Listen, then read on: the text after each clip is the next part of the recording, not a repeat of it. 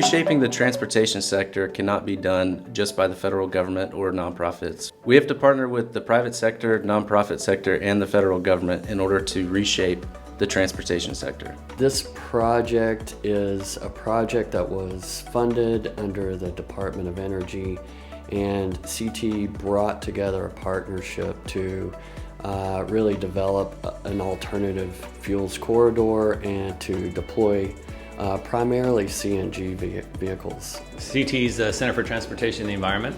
We're a 501c3 nonprofit. Our mission is to improve the health of our climate and communities by bringing people together to develop, deploy, and commercialize clean, sustainable transportation technologies. We had so many dedicated project partners, the Clean Cities coalitions across Alabama, Georgia, and South Carolina, as well as direct project partners including UPS, Waste Management, and DeKalb County. So this project that was funded by Department of Energy is pretty critical, because as new technologies start to be introduced, there is a incremental cost associated with these technologies as they play catch up to incumbent technologies like gasoline and diesel. The funding is very critical. As new technologies emerge, you can't make a good business case for a private company making an investment. So some funding to jumpstart the market is an important and proper role of government. So the involvement of an entity like DOE has been so important to, as Philip said, jumpstart the market and move things forward, and we see that happening faster and faster in today's economy and environment. The most important aspect was knowing and going to fleets that maybe had a little bit of interest in trying out these new technologies and deploying them, and really holding their hand, pulling together all the resources that would be needed to have successful deployments. UPS is always changing, we're always progressing.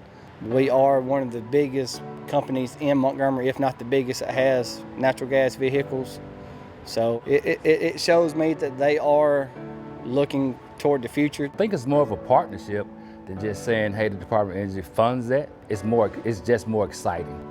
We employ people that have our same beliefs in our community and in our environment as well. So when you look at the excitement of a technician coming on and say, hey, we run CNG, they're excited to learn that new technology and to make an impact in their community as well.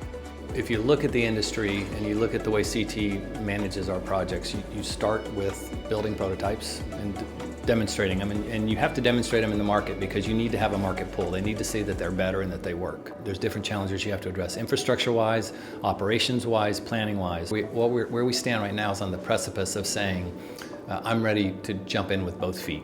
You know, if I operate 100 vehicles, I've demonstrated one, I liked it, I demonstrated 5, it works.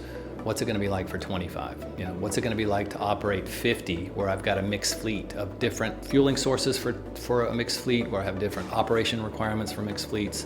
So we're kind of in the stage where we're actually jumping in and addressing the problems that can only be addressed when you get vehicles in large numbers out there. Energy security, economic security for our country is more important than ever.